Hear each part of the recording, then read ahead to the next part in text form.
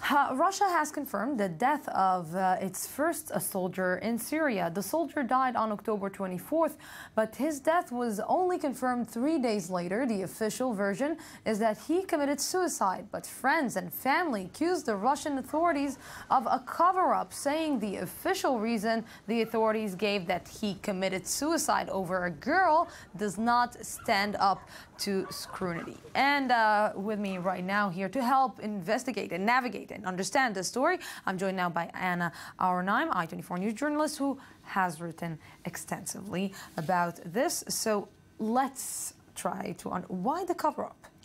It's Russia. Put it simply.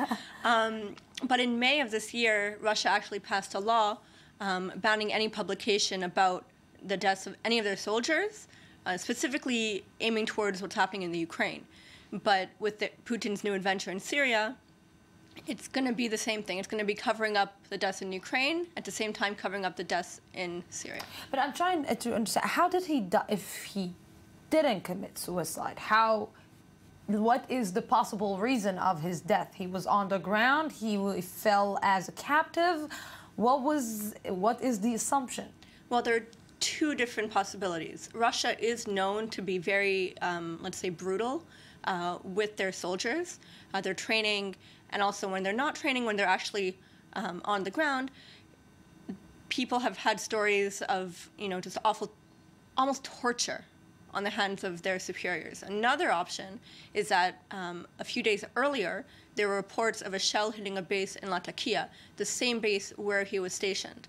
And on that incident, 3 soldiers were said to have been killed and about 9 or 10 more wounded. Now, it's possible that he was part of that group that was wounded and later succumbed to his wounds. But reports coming out of Russia from his family and from his friends are saying that there was a big, gunshot type of look. Okay. Yeah, at the back of his head. His jaw was broken. His neck was broken.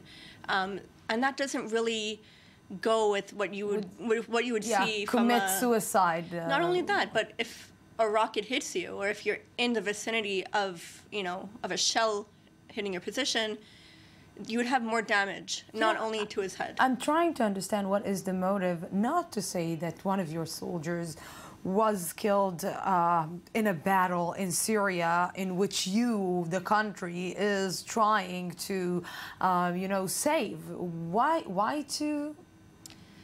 The Russian population, there were 2 polls that came out. One of them saying that 78% of the population is afraid that what's happening in Syria is going to be Russia's new Afghanistan. Okay. So propaganda, they're going to try to hide it.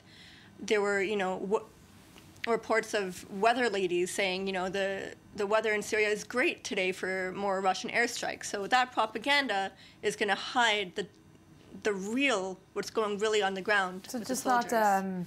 Not to make the people angry for the Russian intervention in Syria. Not to make them scared, really. Not to make them scared, yes. Anna, thank you very much for this. You're welcome.